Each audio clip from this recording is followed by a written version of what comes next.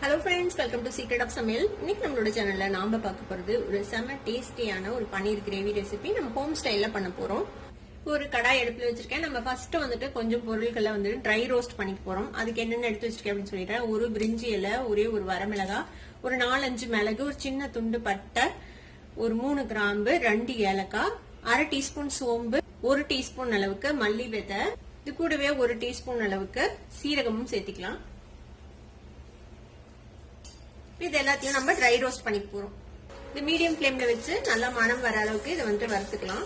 பாருங்க, நல்லா ரோஸ்ட் ஆயிடுச்சு, ட்ரை ரோஸ்ட் ஆயிடுச்சு. இப்ப நம்ம வறுத்து எடுத்ததை மிக்ஸி ஜாருக்கு மாத்தியாச்சு. இதை வந்துட்டு நம்ம பவுடர் பண்ணி எடுத்துட்டு வந்துடலாம். இப்போ இது மாதிரி பவுடர் பண்ணி ரெடியா வச்சுக்கோங்க.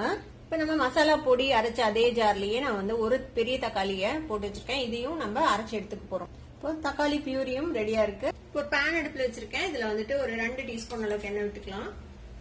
இப்போ இதுல வந்துட்டு ஒரு 1/4 டீஸ்பூன் அளவுக்கு மஞ்சள் பொடி, கொஞ்சம் சில்லி பவுடர், ஒரு 1/4 டீஸ்பூன் அளவுக்கு மல்லித்தூள் எடுத்து வச்சிருக்கேன். இப்போ இதை வந்துட்டு இந்த எண்ணெயில போட்டுருங்க.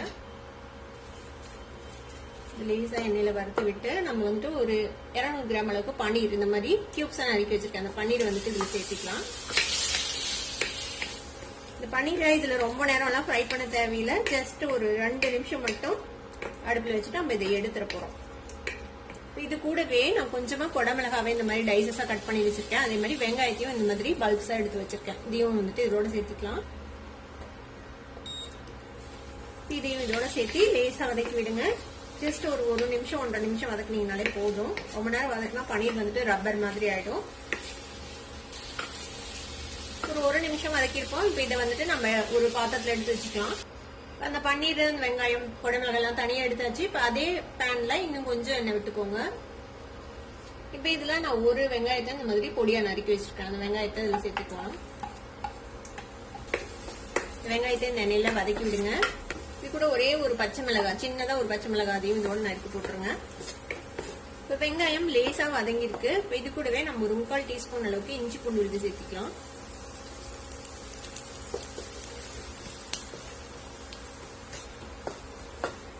இஞ்சி பூண்டு விழுதும் பச்சை வாசனை போயிடுச்சு. நல்லா ஒரு 1 நிமிஷம் வதக்கிக்கிறோம். இப்ப இதுல வந்துட்டு நம்ம மசாலா பவுடர்ஸ் எல்லாம் சேர்த்திக்கலாம். ஒரு 1/2 டீஸ்பூன் அளவுக்கு மிளகாய் தூள் சேர்த்திக்கோங்க. ஒரு 1/2 டீஸ்பூன் மல்லித்தூள், ஒரு 1/4 டீஸ்பூன் மஞ்சள் தூள் சேர்த்திக்கலாம். இது கூடவே நம்ம பொடி பண்ணி வச்சிருக்கிறோம்ல இந்த மசாலா பொடி, அதையும் சேர்த்திக்கோங்க. இதையும் இந்த எண்ணெயில லேசா வதக்கி விட்டு கொஞ்சமா தண்ணி விட்டுக்கலாம், இல்லைன்னா அடியில வந்து பிடிச்சிடும்.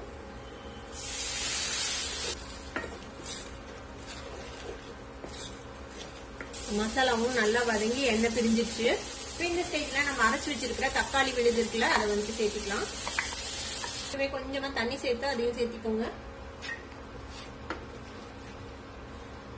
இந்த ஸ்டேஜ்ல கிரேவிக்கு தேவையான அளவுக்கு உப்பு சேர்த்துக்கலாம். இப்ப இந்த தக்காளி நல்லா வதங்கணும். ஏன்னா நம்ம பச்சையா தான் அரைச்சிருக்கிறோம், அதனால நல்லா பச்சை வாசம் போக நல்லா வதங்கணும். ஒரு 5 நிமிஷம் இதை வந்துட்டு லோ ஃபிளேம்ல வச்சு நல்லா வேக விடலாம். மூடி வச்சிடலாம். இடையில கிளறி விடுங்க. ஒரு 5 நிமிஷம் இது நல்லா வதங்கணும்.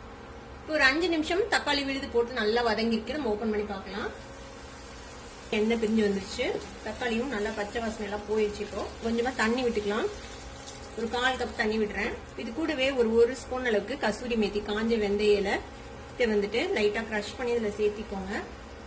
இது கூட ஒரு 1.5 டேபிள் ஸ்பூன் பக்கமா ஃப்ரெஷ் கிரீம் எடுத்து வச்சிருக்கேன், அதை வந்துட்டு சேர்த்திக்கலாம். இது எல்லாத்தையும் சேர்த்து நல்லா மிக்ஸ் பண்ணி விட்டுருங்க. ஏற்கனவே கொஞ்சம் ஃப்ரை பண்ணி வச்சிருக்கோம்ல இந்த பன்னீர், குடமிளகாய், வெங்காயம், அதையும் சேர்த்திடலாம். கூடவே கொஞ்சமா கொத்தமல்லி தழை கொஞ்சமா கார்னிஷ் பண்ண வச்சுட்டு மீதி இதுல சேர்த்திடுங்க. எல்லாத்தையும் சேர்த்து நல்லா மிக்ஸ் பண்ணி விட்டுடலாம். உப்பு செக் பண்ணிக்கோங்க, சரியா இருக்குதான்னு. தேவைப்பட்ட வந்துட்டு சேர்த்திக்கலாம். திருப்பி மூடி போட்டு ஜஸ்ட் ஒரு 2-3 நிமிஷம் மட்டும் நம்ம இதை வேக விட போறோம். இந்த பன்னீர்ல அதுல எல்லாத்தையும் அந்த பிளேவர் இறங்குறதுக்காக. ரொம்ப நேரம் வேக விட்டுறாதீங்க, அப்புறம் வந்து பன்னீர் ரப்பர் மாதிரி ஆயிடும். ஜஸ்ட் ஒரு 2 மினிட்ஸ் வச்சிருந்தா போதும். இது வேகட்டும் 2 நிமிஷம், அதுக்கப்புறம் பார்க்கலாம். ஒரு 2 நிமிஷம் ஆச்சு. நம்ம பன்னீர் எல்லாம் போட்டு ஓபன் பண்ணி பார்க்கலாம். பாருங்க, பாத்தீங்கன்னாலே தெரியும், செம்மையா எண்ணெய் பிரிஞ்சு சூப்பரா இருக்குல்ல. நம்மளோட பன்னீர் கிரேவி சூப்பரா ரெடி ஆயிடுச்சு. இதுக்கு மேல நம்ம கொஞ்சமா கார்னிஷ்க்கு கொத்தமல்லி தழை போட்டுக்கலாம். அவ்வளவுதான், செம்ம டேஸ்டியான சூப்பரான ஒரு பன்னீர் கிரேவி ஹோம் ஸ்டைல்ல நம்ம ரெடி பண்ணிட்டோம். சப்பாத்தி, ரோட்டி, நான் எல்லாத்துக்குமே செம்ம டேஸ்டியா இருக்கும். கண்டிப்பா ட்ரை பண்ணி பாருங்க. ட்ரை பண்ணி பார்த்துட்டு எப்படி இருந்தது அப்படின்னு கமெண்ட்ஸ்ல ஃபீட்பேக் கொடுங்க. இந்த வீடியோ உங்களுக்கு பிடிச்சிருந்தா சப்ஸ்கிரைப் பண்ணுங்க, பக்கத்துல பெல் ஐகானை கிளிக் பண்ணுங்க. அப்பதான் ஃபியூச்சர் நோட்டிபிகேஷன்ஸ் உங்களுக்கு உடனே வந்து சேரும். லைக் பண்ணுங்க, ஷேர் பண்ணுங்க. தேங்க்யூ ஃபார் வாட்சிங் வீடியோ வியூவர்ஸ். Bye by.